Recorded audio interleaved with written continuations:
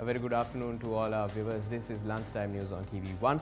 Before we head into our stories in detail, let's start off with a look at headlines.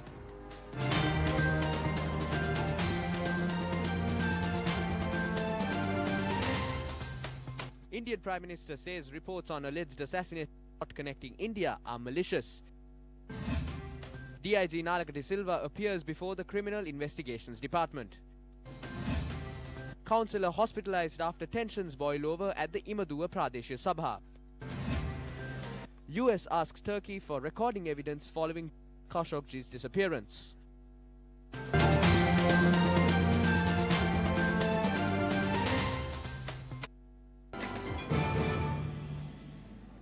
In local news, DIG Nalaka de Silva, who was in charge of the Terrorist Investigations Division, appeared before the Criminal Investigations Department this morning for the second time. He is currently being interrogated by the CID over an alarming revelation made by one known as Namal Kumara attached to an anti-corruption outfit in Sri Lanka. Namal Kumara alleged there was a plot to assassinate President Maithripala Sirisena and former Defence Secretary Gotabaya Rajapaksa. Kumara provided a statement to the CID for the investigations on Monday. In another headline-making story for this afternoon, the Imadua Pradeshya Sabha's monthly meeting was heated up today. The heated situation arose after the United National Freedom Front member A.J. Anura arrived at the chamber along with a scarecrow.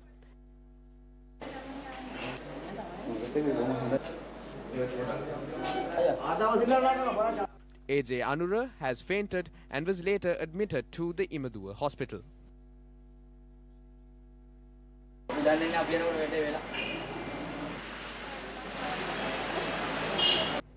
In more local news, a notorious gangster Samira Rasanga, alias Hybrid Sudha, was arrested by the Colombo Crimes Division for the possession of 1.5 kilograms of heroin worth 13 million rupees.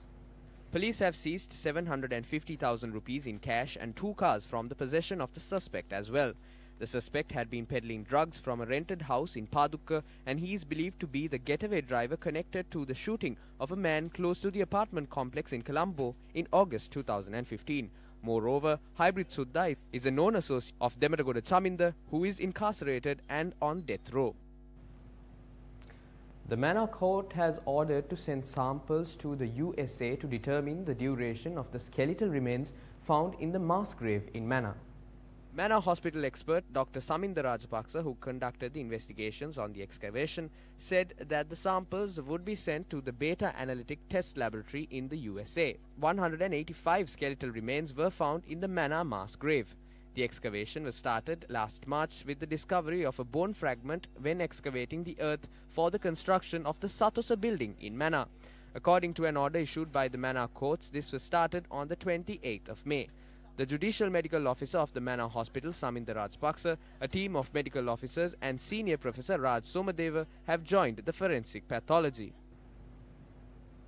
A seminar organized by the Engineering Podujana Perumana was held in Colombo yesterday. Former President Mahinda Rajapaksa and former Minister Basil Rajapaksa were also present at the seminar along with other active members of the Sri Lanka Podujana Peramuna. Our citizens have to bear the brunt of all these disputes between ministers. It is evident that these things happen due to the lack of a proper development plan or any other formality in planning.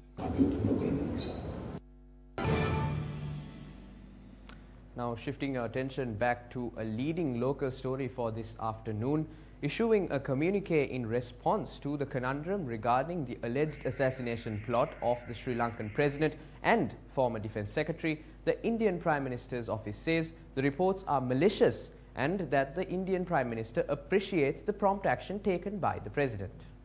Release goes on to state the President had spoken to Prime Minister Modi last evening and had categorically rejected the reports filed by certain media outlets which said the President had mentioned India's involvement in an alleged plot to assassinate him and the former Defence Secretary.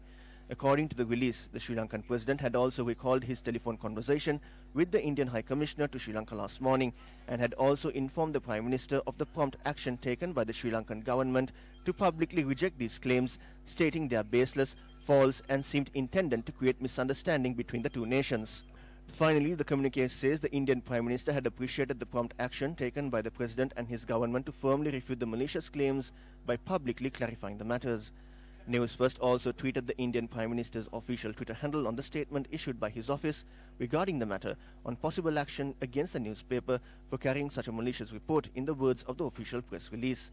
Newsfirst contacted the Prime Minister's office in Sri Lanka for a denial on this, but no official was available for comment on the matter. And that is a wrap of Lunchtime News on TV1. For a comprehensive report of these stories and more, simply log on to our award-winning website www.newsfirst.lk. For the Newsfirst team, I am Jayamal Ratnayaka.